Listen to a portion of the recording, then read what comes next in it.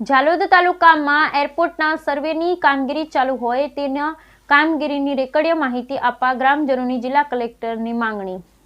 ઝાલોદ તાલુકામાં એરપોર્ટ માટે સર્વે કરવાની કામગીરી ચાલુ હોય જેની રેકર્ડીય માહિતી આપવા બાબતે ગ્રામજનો દ્વારા જિલ્લા કલેક્ટરને રજૂઆત। આજરોજ શનિવાર 4 કલાકે વાત કરીએ। દાહોદ જિલ્લાના ઝાલોદ તાલુકાના મોજે, ટાઢાગોળા, શારદા, ગુલોત્રા, છાયણ જેવા ગામોમાં જમીનમાં એરપોર્ટ માટે સર્વે કરવાની કામગીરી ચાલુ છે।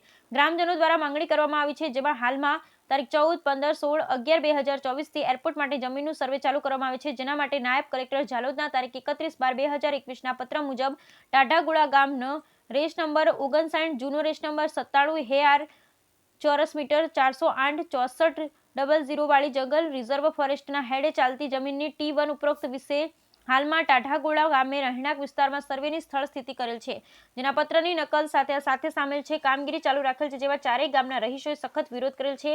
હાલમાં ચારેય ગામના રહીશો કોરિડોરને અસરગ્રસ્ત ખેડૂતો છે। સર્વે કરનાર આવેલ ટીમના માણસો ખોટી માહિતી આપે છે અને કહે છે કે પાણીની પાઇપલાઇનનું સર્વે છે। બધા ભેગા થઈ પૂછવાથી કીધું કે આ એરપોર્ટનું સર્વે છે, એવું ગ્રામજનોએ જાણવા મળતા ગ્રામજનો એકઠા થઈ જિલ્લા કલેક્ટરને 3 દિવસમાં માહિતી આપવા ગ્રામજનોમાં રજૂઆત કરવામાં આવી છે। અમારા ટાઢાગોળા ગામે એરપોર્ટ બનાવવા માટે સર્વે ચાલી રહ્યું છે, તે ગામના વસવાટની અંદર ચાલી રહ્યું છે, એટલે અમારે આનો સખત વિરોધ છે। અહીંયા નહીં થવું જોઈએ, એટલે આજે અમે કલેક્ટર સાહેબને આવેદનપત્ર આપ્યું। જ્યાં અમારા ગામ લોકો ખેતી કરે છે એની અંદર એ લોકો સર્વે કરે છે, એના કારણે અમે એના એરપોર્ટ માટે બહુ વિરોધ કરી રહ્યા છીએ। આજ રોજ અમે કલેક્ટર કચેરીએ કલેક્ટર સાહેબને આવેદનપત્ર અને અરજી આપવા આવ્યા હતા। અમારા ગામમાં આગળ આના પહેલાં 2 વર્ષથી કોરિડોર નેશનલ હાઈવેમાં દરેક ખેડૂતોને, આદિવાસી ખેડૂતોની જમીન લઈ લેવામાં આવી હતી અને બાકી રહ્યા એનો હવે નવેસરથી 4 ગામ શારદા, ટાઢાગોળા, ગુલતોરા અને છાયણમાં જે ખેડૂતોની જમીન છે, ખેતીની જમીન છે, થોડી ઘણી બચેલી, એમાં એરપોર્ટનું સર્વે કરવામાં આવે છે।